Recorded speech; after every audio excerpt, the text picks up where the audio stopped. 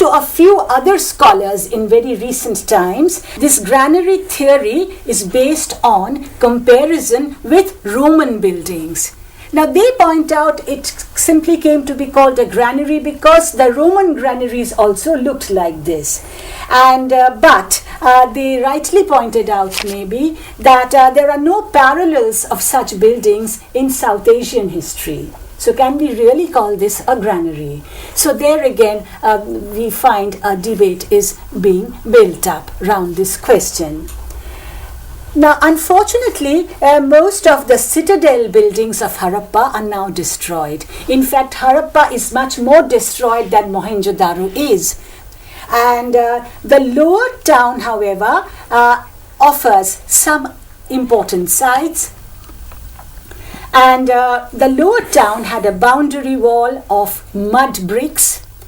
It contained a large number of wells. It also showed a very highly advanced drainage system, and there were drains that coming out of the buildings that connected to the street drains. So the town planning of Mohenjo-daro and Harappa were typically the same.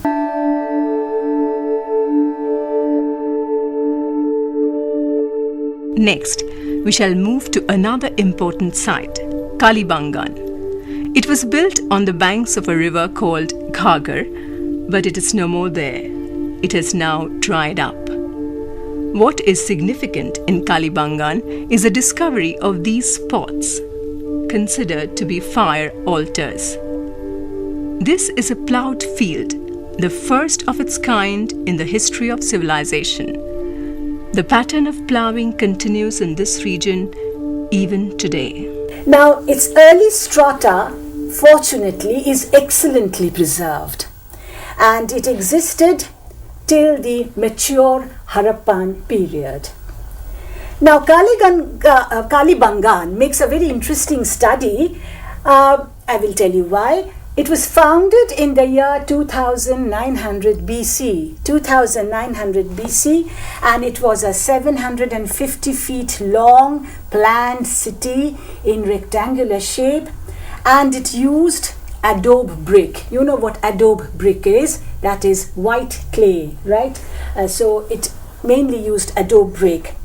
Now, but suddenly, from 2650 BC, Kalibangan was abandoned by its inhabitants for reasons that are still not known to the historian. It was suddenly evacuated, suddenly abandoned.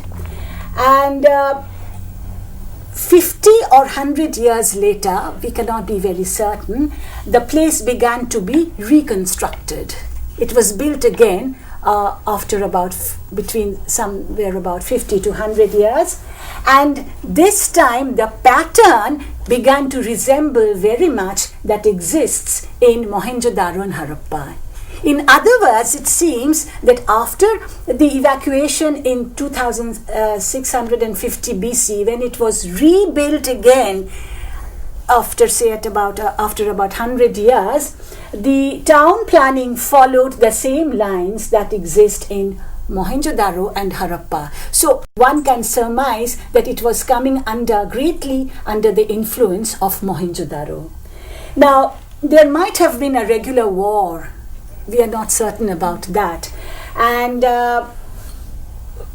but somehow it came under complete domination of Mohenjo-daro, and Kalibangan survived till as late as 1800 BC, 1800 BC, when the Ghaggar river completely dried up and the city lost its agricultural base. So this was what happened to Kalibangan. It disappeared once, but it was reconstructed, and when it was reconstructed, it followed the lines of Mohenjo-daro.